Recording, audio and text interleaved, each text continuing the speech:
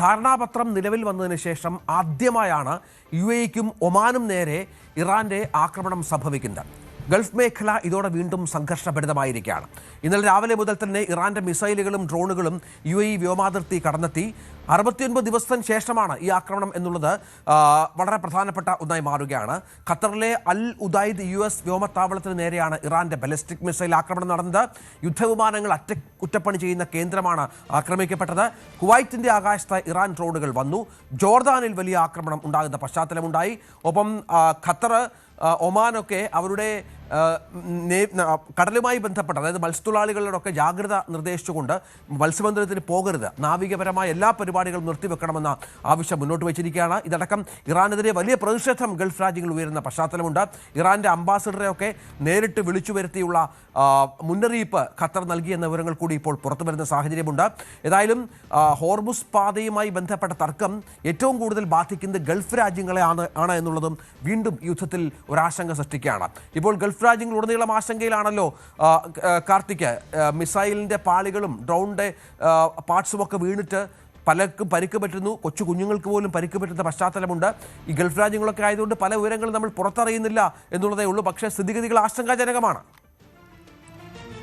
US എത്രത്തോളം ആക്രമണങ്ങൾ കടുപ്പിക്കുന്നു അതേ നാണയത്തിൽ തന്നെ മറുപടി നൽകുകയാണ് ഇറാനും. ഇറാനാകട്ടെ ഗൾഫ് മേഖലയിലെ US ആസ്തികൾ കേന്ദ്രീകരിച്ചുകൊണ്ടുള്ള പ്രത്യാക്രമണമാണ് നടത്തുന്നത്. കഴിഞ്ഞ ദിവസങ്ങളിലും ഉണ്ടായ ആക്രമണങ്ങൾ Qatar, UAE, Jordan, Bahrain, Kuwait കേന്ദ്രീകരിച്ചായിരുന്നു. ഇവിടങ്ങളിൽ വ്യോമ പ്രതിരോധ സംവിധാനം ഉപയോഗിച്ച് ഭൂരിഭാഗം ആക്രമണങ്ങളും തടയുന്നുണ്ട്. എങ്കിൽ കൂടിയും ആശങ്കാജനകമായ സാഹചര്യമാണ് അവിടെയും ഉള്ളത്. ഏറ്റവും ഒടുവിൽ പുറത്തുവരുന്ന റിപ്പോർട്ടുകൾ, അതായത് കഴിഞ്ഞ 1 മണിക്കൂർ മുൻപ് പുറത്തുവരുന്ന റിപ്പോർട്ടുകൾ അനുസരിച്ച് ബഹ്റൈനിലെ US ബേസ്, അതായത് ഷെയ്ഖ് ഇസയിലെ US ബേസ് ആക്രമിച്ചു എന്ന് IRGC സ്ഥിരീകരിച്ചുകൊണ്ട് അവർ തന്നെ ഔദ്യോഗികമായി പറയുന്നു. ബഹ്റൈനിലെ ഇന്റീരിയർ മിനിസ്ട്രി ആകട്ടെ മുന്നറിയിപ്പ് നൽകുന്നുമുണ്ട്. അവിടെ ആശങ്ക വേണ്ട, പക്ഷേ സുരക്ഷിത സ്ഥാനങ്ങളിൽ തുടരുക എന്ന മുന്നറിയിപ്പ് നൽകിക്കൊണ്ടുള്ള സൈറനുകൾ മുഴങ്ങുന്നു. അത്തരത്തിലാണ് ബഹ്റൈനിലെ സാഹചര്യം. കുവൈറ്റിലും എയർബേസിൽ ആക്രമണം നടത്തിയെന്ന് കഴിഞ്ഞ മണിക്കൂറുകളിൽ IRGC തന്നെ അവകാശപ്പെടുന്നു. അവിടുത്തെ ആ എയർബേസിലെ ഇന്ധന ടാങ്കുകൾ തകർത്തു എന്നാണ് അവകാശവാദം. അലി അൽ സലീം എയർബേസിലെ ആണ് ആക്രമണം നടത്തിയത് എന്നുകൂടി IRGC പറഞ്ഞു വെക്കുന്നു. അഹമ്മദ് അൽ ജാബേർ എയർബേസ്, അവിടെയുള്ള റഡാർ സംവിധാനങ്ങളും ഈ ആക്രമണത്തിൽ തകർത്തു എന്ന് ഇറാൻ അവകാശപ്പെടുന്നു. അതായത് IRGC അതിശക്തമായ പ്രത്യാക്രമണം തുടരുന്നു എന്ന് അവർ തന്നെ വ്യക്തമാക്കുന്നു. വ്യോമ പ്രതിരോധ സംവിധാനങ്ങളും മിസൈൽ ഡ്രോണുകളും ഒക്കെ UAE തകർത്തു എന്ന് പറയുന്നുണ്ട്. അതായത് വ്യോമ പ്രതിരോധ സംവിധാനങ്ങൾ ഉപയോഗിച്ച് ഈ ഇറാന്റെ ആക്രമണങ്ങളൊക്കെ തടയുന്നുണ്ട്.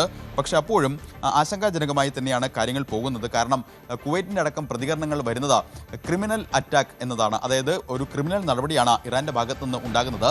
ഇതിന് ശക്തമായ മറുപടി നൽകേണ്ടി വരൂ എന്നും കൂടി കുവൈറ്റ് പറഞ്ഞു വെക്കുന്നു. മാത്രമല്ല, കഴിഞ്ഞ ദിവസം ഒമാനിൽ ഇറാന്റെ സ്ഥാനപതിയെ നേരിട്ട് വിളിച്ച് രേഖാമൂലമാണ് അവർ പ്രതിഷേധം അറിയിച്ചത്. ഒമാനിൽ പ്രൊജക്ടൈലുകൾക്ക് പതിച്ച് ഒരു കുട്ടി ഉൾപ്പെടെ 3 പേർക്ക് പരിക്കേൽക്കുന്ന സാഹചര്യം കഴിഞ്ഞ ദിവസം ഉണ്ടായി. അത്തരത്തിൽ ജോർദാൻ, ബഹ്റൈനൊക്കെ കേന്ദ്രീകരിച്ച് അതിശക്തമായ പ്രത്യാക്രമണമാണ് IRGC ഇപ്പോഴും നടത്തുന്നത്. എത്രത്തോളം അമേരിക്ക ആക്രമണം കടുപ്പിക്കും അതേ നാണയത്തിൽ അല്ലെങ്കിൽ അതേ തീവ്രതയിൽ തന്നെ പ്രത്യാക്രമണം നടത്തും എന്ന് തന്നെയാണ് ഇറാൻ വ്യക്തമാക്കുന്നത്. മാത്രമല്ല, കഴിഞ്ഞ ദിവസങ്ങളിൽ ഇറാന്റെ പുതിയ പരമോന്നത നേതാവ് മുജ്തബ ഖമനേയിയുടേതായി ഒരു സന്ദേശം പുറത്തു വന്നിരുന്നു. രക്തസാക്ഷിത്വത്തിന് പകരം ചോദിക്കുമെന്നായിരുന്നു ആ സന്ദേശം. ആ സന്ദേശത്തിന് പിന്നാലെയാണ് ഇറാൻ ആക്രമണങ്ങൾ കടുപ്പിക്കുന്നത് എന്നതും ശ്രദ്ധേയമാണ്. തീർച്ചയായും അതാണ് ഇന്നലെ അവിടെ ഹോർമുസ് കടലിടുക്കിൽ ഒരു ചരക്ക് കപ്പൽ ആക്രമിക്കപ്പെട്ടിരുന്നു. അതിൽ 11ഓളം ഇന്ത്യൻ ജീവനക്കാരാണ് അതിൽ ഉണ്ടായിരുന്നത്. അതിൽ 10 പേരെ രക്ഷപ്പെടുത്തി.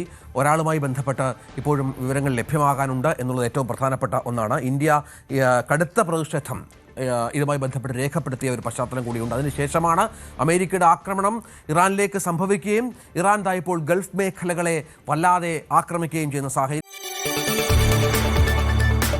കൂടുതൽ വാർത്തകൾക്ക് News 18 Keralam YouTube channel subscribe ചെയ്യുക.